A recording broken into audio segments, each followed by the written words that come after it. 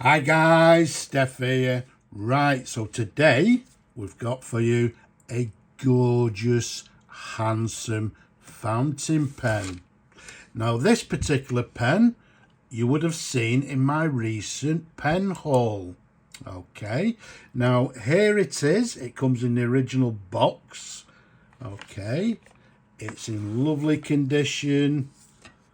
Just needs a little bit of TLC, and with like a lot of these pens, as you can see, there we go, the nib and the feed is missing.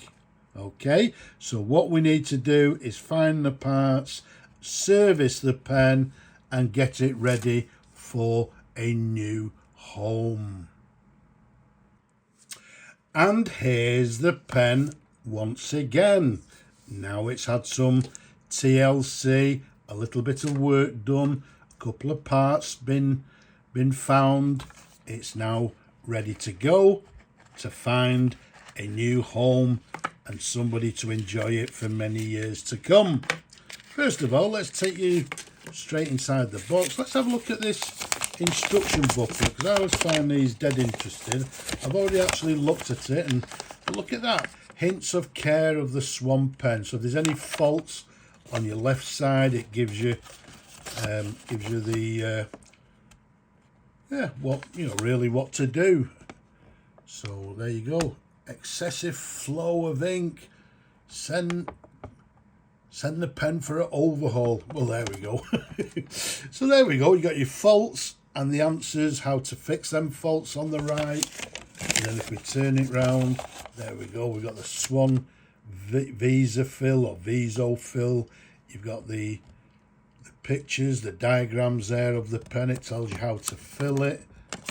And then to the very bottom, I think this is dead interesting, right at the bottom here, factories. London, Liverpool and Birmingham. Okay, the branches there, obviously, they could be stationers or whatever, but yeah, 3 factories in the UK. Find that quite interesting. Okay, so that's the instructions and the box. Let's put that to one side and let's bring on this stunning pen.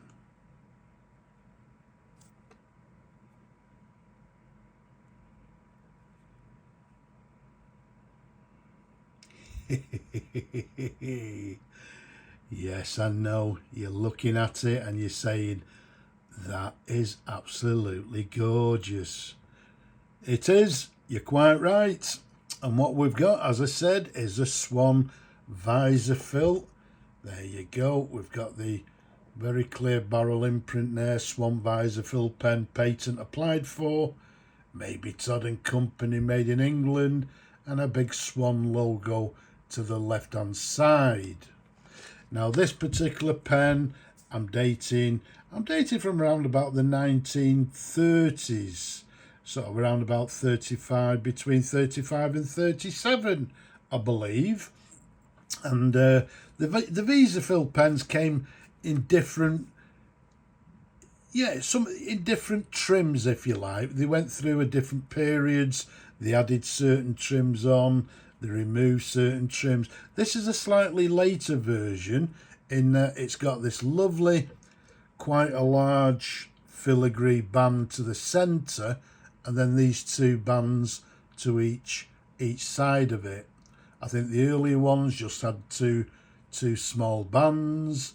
There was one particular period where I think it just had the filigree band, but later this is what they added. They added the filigree with the two bands. Further up there you can see we've got the very recognisable ball clip with the Swan logo to the top, and we've got this black sort of slightly peaked finial to the top of the cap. And then if you look there, what I've actually done is actually filled the Swan there with white enamel. Okay, which I believe is how they came out of the factory. Because if you look at the before that we showed you earlier, you would have seen the Swan, but there was no paint inside the Swan logo.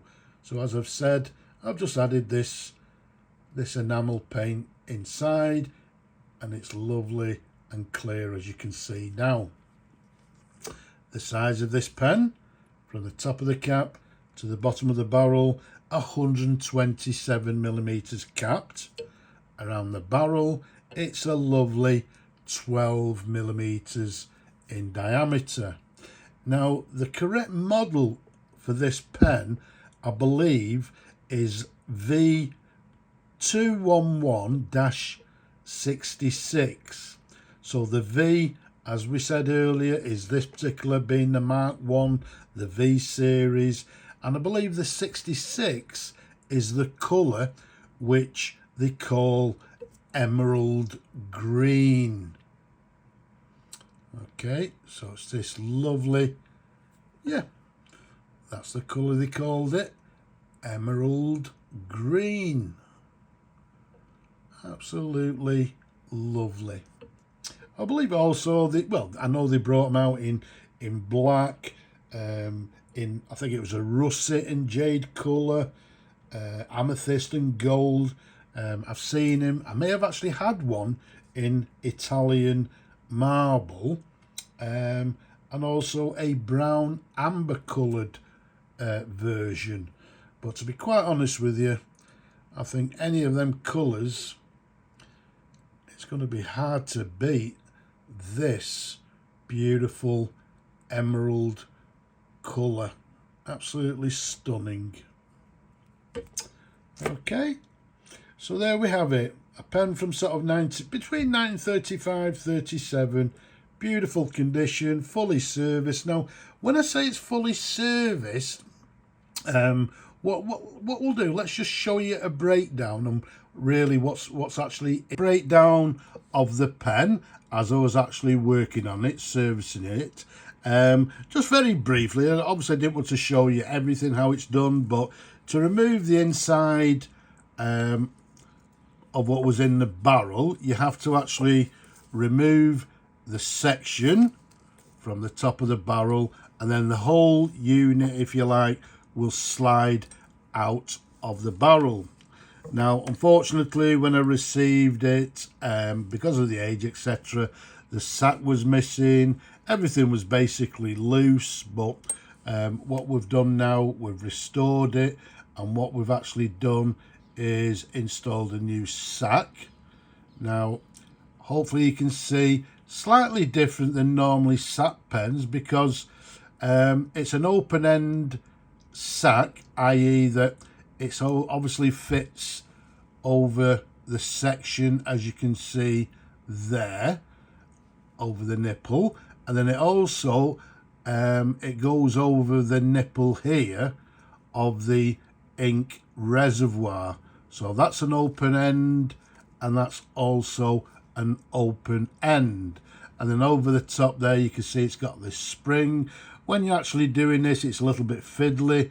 You have actually got to try and keep the spring compressed to fit this sack. So it's a little bit tricky, but after a while it can be done. What I actually did, nice and simple, compressed the spring, wrapped it in a little bit of tape, and that seemed to do the trick. But either way, it was still a little bit tricky, but it's now done. So we've put a new sack in it, and then what we'll do, you actually just simply get that and insert it into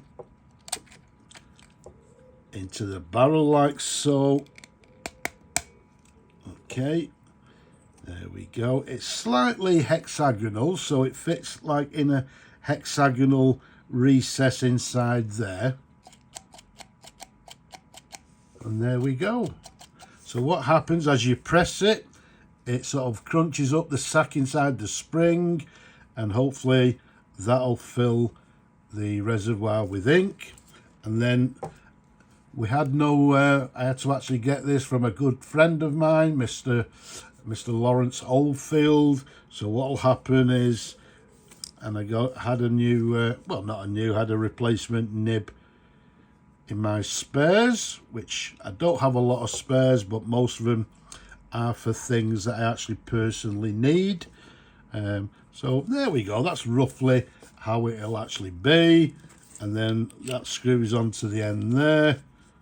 Okay, and then the cap screws on to the top there. So that's basically how I actually installed a new sack and serviced the pen internally.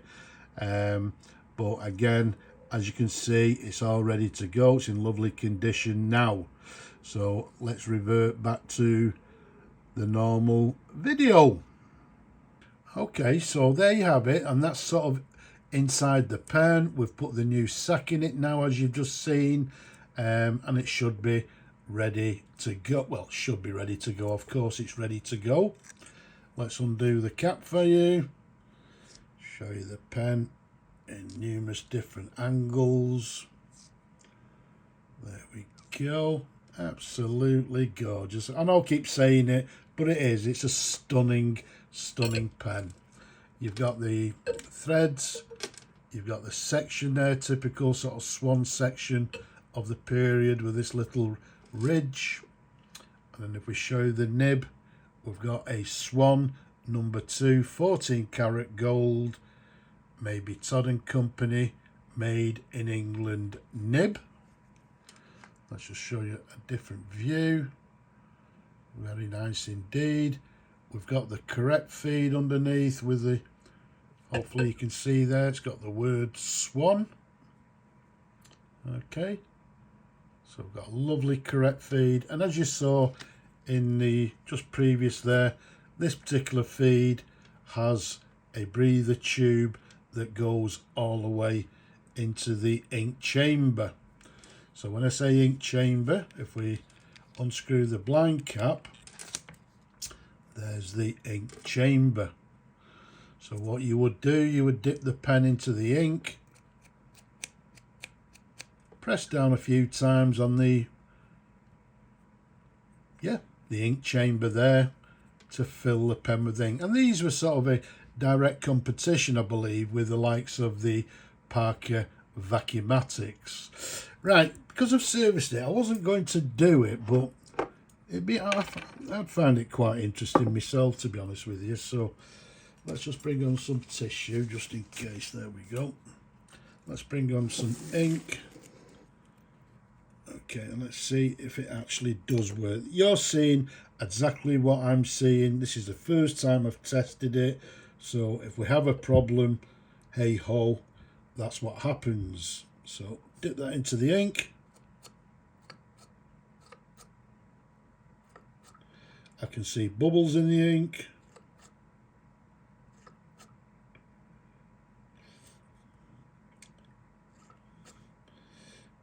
Okay, should we leave it at that? And let's see if anything's happened there. If I turn it upside down,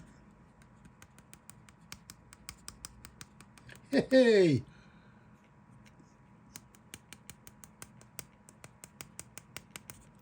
There we go. We've got the ink in the ink chamber there. So let's pop that back on. Obviously, if I did it a few more times, I'm sure we could get a little bit more ink in there, but let's see how the pen writes. So what we have is a Swan, a Swan Visofil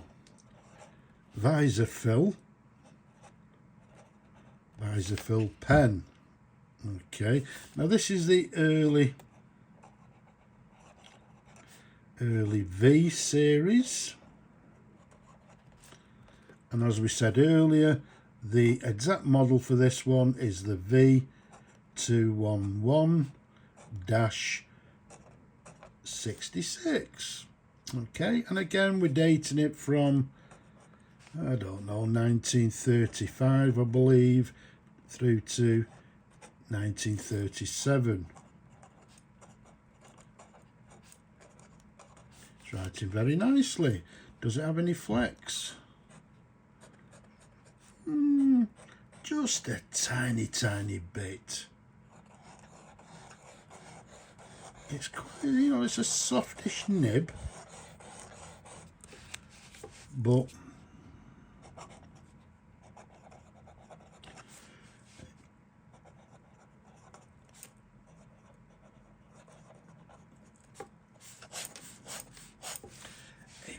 nice writer. I enjoyed that. Oh dear, I enjoyed it. It was very good. So it's got a lovely sort of a softish nib to it, but not a great deal of flex. A little bit of line variation, as you can see, but apart from that, what a gorgeous, gorgeous pen. I hope you've enjoyed looking at it as much as I enjoyed showing them to you people. Let's find a new home for this gorgeous pen. You're going to have to be quick, because I'm sure there's going to be a lot of interest in it. So, don't forget, leave a comment down below, give the video a thumbs up if you will. Don't forget to subscribe. But for now, I'm just going to say Slava Ukraini from me and this stunning pen. Bye-bye for now.